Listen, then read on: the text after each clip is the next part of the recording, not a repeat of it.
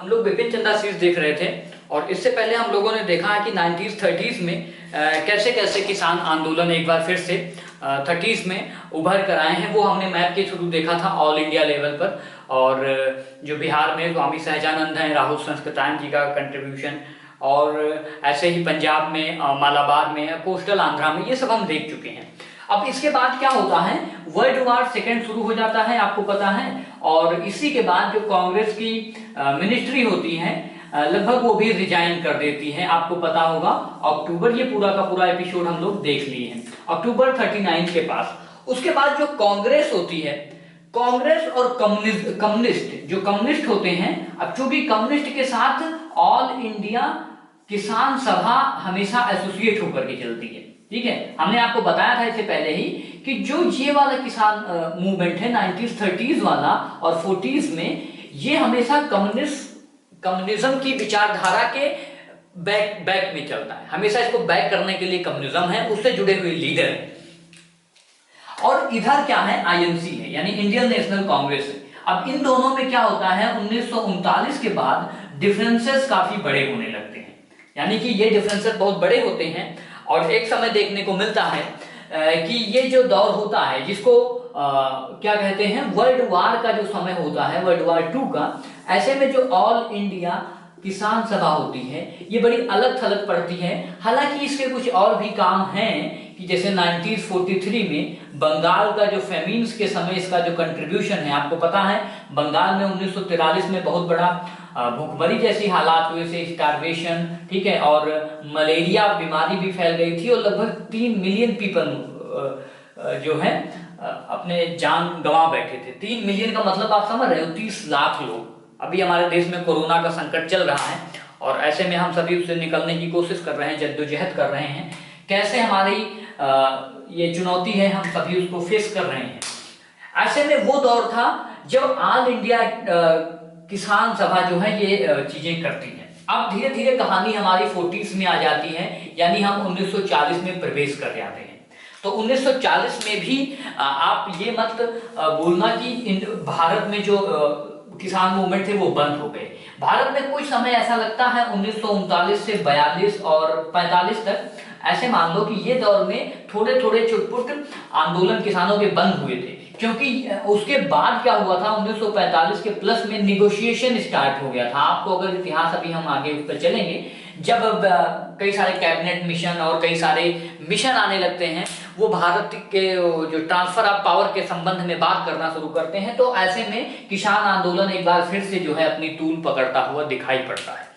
इसमें कई सारे मूवमेंट हैं, जैसे एक बार फिर से ये जो अपना तंजौर का कोस्ट है, सॉरी जो त्रावणकोर का एरिया है, यहाँ पर फिर से हमें आंदोलन देखने को मिलता है। किसान अपनी सभाएं, कन्नूर वाला एरिया है, वहां फिर से एक्टिव होते हैं। ऐसे ही आंध्रा में फिर से छुटपुट घटनाएं होती हैं। आंध्रा में एंटी निजाम के विरुद्ध जो है काफी डेवलपमेंट्स होते हैं। उड़ीसा में, यूपी में ये छुटपुट चलते रहते हैं। तो आप ऐसे भी बता सकते हो कि उनके जो किसान के बेसिक आवाजें होती हैं कि उनका टैक्स ज्यादा हो गया, उनके साथ जमींदारी को लेकर के जो फिर से आवाज उठाने की बात है वो फिर से शुरू होने लगी कि क्या करना है, एंटी जमींदारी मूवमेंट्स इसे कहते हैं ना, एंटी जमींदारी मूवमेंट्स, ठीक है, फिर से कि जमींदारी को ही खत्म करो, ये शुरू होने लगता है खासकर 1945 के बाद। तो ऐसे में जो सबसे इंपॉर्टेंट इस समय का मूवमेंट चला है, जिसे तिभाग मूवमेंट कहते हैं, तिभागा ना, 3 भागा, तिभागा, कई सारे टर्म हैं हिंदी इंग्लिश में, बट ये जो मूवमेंट है ये बंगाल में है। अच्छा, बंगाल में इससे पहले भी हम लोगों ने देख रखा है। अब बंगाल ये वाला पूरा का पूरा एरिया है बंगाल। अब बंगाल में भी एक नॉर्थ बंगाल होता है, एक साउथ बंगाल होता है। तो जो इसका एरिया ऑफ इन्फ्लुएंस था तिभाग मूवमेंट का, कौन सा मूवमेंट, तिभागा, ठीक है, तिभागा मूवमेंट का, तिभागा। तो ये नॉर्थ का जो रंगपुर और दीजानपुर और ये वाला एरिया है, हालांकि कभी कभी ये 24 परगना तक भी, 24 परगना तक भी इसका इन्फ्लुएंस देखने को मिलता है। तो ये मूवमेंट हुआ, इसका एग्जैक्ट डेट जो है कई सालों तक ये चला, बट 1946 में शुरू हुआ ये मूवमेंट में। अब आपको ये भी याद रखना है कि कई सारी कम्युनिटीज का एसोसिएशन था। जैसे संथाल एक ट्राइब होती है, उस तक इसकी रीच पहुंची, एक ओरोम्स नाम की ट्राइब्स होती है जो नॉर्थ ईस्ट में एक्टिव रहती है, उसका प्रोविंशियल इन्फ्लुएंस और मुस्लिम कम्युनिटी के जो किसान थे और उन पे भी ये मूवमेंट देखने को मिला। अब क्वेश्चन है ये तिभागा मूवमेंट था क्या? तिभाग मूवमेंट देखो, इट्स वेरी सिंपल। तिभाग नाम ही तिभाग है, मतलब 1/3 तिभाग, ठीक है, मतलब 1/3 मतलब 33%। अब ये बंगाल में क्या होता था, बंगाल में आप समझो कि एक तीन लोग होते हैं। जैसे आप ये चैनल समझो कि सबसे बड़ा होता है जमींदार। क्या होता है? जमींदार, जिसको कोई मतलब ही नहीं है, जिसके पास लैंड का बहुत बड़ा टुकड़ा है, लेकिन वो रहता बड़ा शहरों में है, अपनी अय्याशी मतलब लग्जरियस लाइफ जीता है। उसके बाद जो जमींदार से जो छोटे लोग होते हैं, जिनको जोतदार कहते हैं। क्या कहते हैं? जोतदार। ये कभी कभी जे से भी शुरू होता है, जोतदार। और जोतदार के जो नीचे होते हैं उन्हें बटाईदार कहते हैं। क्या? बटाईदार। बटाईदार को इंग्लिश में शेयर क्रॉपर भी कभी कभी कह दिया जाता है ना, शेयर क्रॉपर। बटाई का मतलब होता है, ये अपने अवधोध में काफी ये प्रचलित होता है, तो बटाई पर देना मतलब शेयर पर देना। हम कुछ उपजाएंगे और जिसकी लैंड होगा फिर उसे हम कुछ दे देंगे, कुछ भाग दे देंगे। तो ये पूरा का पूरा था। तो अब ये जो जोतदार होते हैं ये मिडिल मैन होते हैं। मिडिल मैन मतलब जमींदार और जो पीजेंट होता है, जिसे बटाईदार भी कहते हैं, जो बहुत गरीब होता है बेचारा, बहुत पुअर होता है, तो इसके बीच की कड़ी जोतदार होते हैं। इनके पास ये लैंड का ढेर सारा पार्ट होता है। अब ये क्या करते हैं कि जो ये बटाईदार होता है, शेयर क्रॉपर, इनकी जमीन पर काम करता है, और ये बटाईदार जो है, ये जो बटाईदार है वो 50% जो है प्रोड्यूस का इनको दे देता है, ठीक है, बढ़िया से दे देता है। लेकिन जब ये मूवमेंट तूल पकड़ता जाता है और जब धीरे धीरे बटाईदार को ये रियलाइज होता है कि यार ये ज्यादा है, अभी देखो फेमेन्स आ गया बंगाल में, ठीक है, भूखमरी जैसी समस्या है बंगाल में, इसलिए मैंने उसका एग्जांपल दिया बंगाल में भूखमरी का। आप पूरा सीन समझने की कोशिश करो।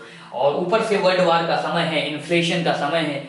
ऐसे में अब हमारी औकात नहीं है कि हम तुम्हें 50% देंगे, हम तुम्हें 33% देंगे। प्लस ये बात और कह देंगे कि जो हम तुम्हें दे रहे हैं, और तुम जो अपना इनका स्टोरेज है, क्या है, इनका खुद का स्टोरेज होता है जिसे खमार्स कहते हैं, खामार्स, ठीक है, खमार्स या व्हाटएवर, ठीक है। तो कहते हैं अब भाई तुम्हें हम पहले बात तो 33% देंगे, और दूसरा ये जो तुम स्टोर कर रहे हो ये गवर्नमेंट के स्टोरेज में जाएगा, ठीक है। अब ये तो किसानों की मांगे होंगी। अब ये मूवमेंट और तूल कैसे पकड़ेगा? ये मूवमेंट और इसको सपोर्ट मिल गया। एक फ्लड कमीशन होता है, फ्लड कमीशन बनाया जाता है, FLOUD, ठीक है, FLOUD, फ्लड कमीशन बनाया जाता है। और यही सेम रिकमेंडेशन फ्लड कमीशन दे देता है, तो किसानों का क्या हो जाता है, मतलब ये एक ऐसा कमीशन था जो बंगाल के किसानों की हालत देखने के लिए बनाया गया था। तो किसानों का सीना फिर से चौड़ा हो जाता है। और यही फिर होता है 1947 में जो मुस्लिम लीग होती है, क्योंकि बंगाल में मुस्लिम पॉपुलेशन थी, तो मुस्लिम लीग का उस समय इन्फ्लुएंस भी रहता है। मुस्लिम लीग भी क्या कर देती है, ML मुस्लिम लीग क्या कर देती है, एक और एक्ट ले आती है जिसे कहते हैं बर्गरदारी। बर्गरदारी एक्ट लेकर के आती है, और किसानों जो इनसे कहती है, जोतदारों से, कि तुम्हें 50% नहीं मिलेगा, तुम्हें 33% ही मिलेगा। तो इस मूवमेंट को सपोर्ट करने के लिए आप ऐसे समझो कि बर्गरदारी एक्ट और फ्लड कमीशन के द्वारा भी किसानों को काफी बल मिलता है, और ये मूवमेंट पूरा का पूरा चलता है।